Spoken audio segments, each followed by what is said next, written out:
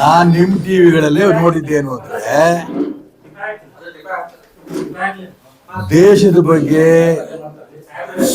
Communist ಇಟ್ಕೊಂಡ್ರಂತ communist ಪಾರ್ಟಿಯ ರೂಪದಲ್ಲಿ ಕೆಲವು ಬಸವ ಸನ್ಯಾಸಿ ಸ್ವಾಮಿಗಳು, ಕೆಲವರು ಮತ್ತೆ ಹೇಳ್ತಾ ಇದ್ದೀವಿ ಸ್ವಾಮಿಗಳು ಈ ರೀತಿ ಮಾಡ್ತಾ ಇದ್ದಾರೆ, ಬಸವ ತಾಲಿಬಾನ್ಗಳಾಗಿದ್ದಾರೆ.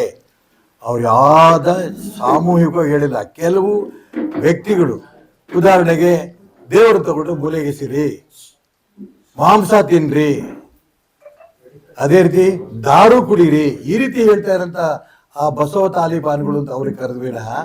ಹಿಂದೂ ಸಮಾಜದ ಎಲ್ಲರ ಬಗ್ಗೆನೂ ಅವ್ರ ಗೌರವ ಇರೋದು ನಾನು ಕಂಡಿದ್ದೇನೆ.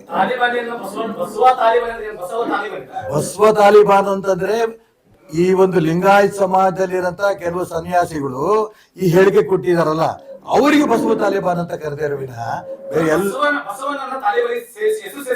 ಅದೇಪ ನಾನು ಹೇಳ್ತಿರೋದು. ಲಿಂಗಾಯತ್ ಸಮಾಜದಲ್ಲಿರಂತ ಕೆಲವು ವ್ಯಕ್ತಿಗಳು ಬಸವ ಸಂಸ್ಕೃತಿ ಅಂತ ಹೊರಟರು. ಬಸವ ಸಂಸ್ಕೃತಿ ಅಂತ ಹೊರಟವರು ಆ ಸಂದರ್ಭದಲ್ಲಿ ದೇವ್ರ ಬಗ್ಗೆ ಟೀಕೆ ಮಾಡಿದ್ರು.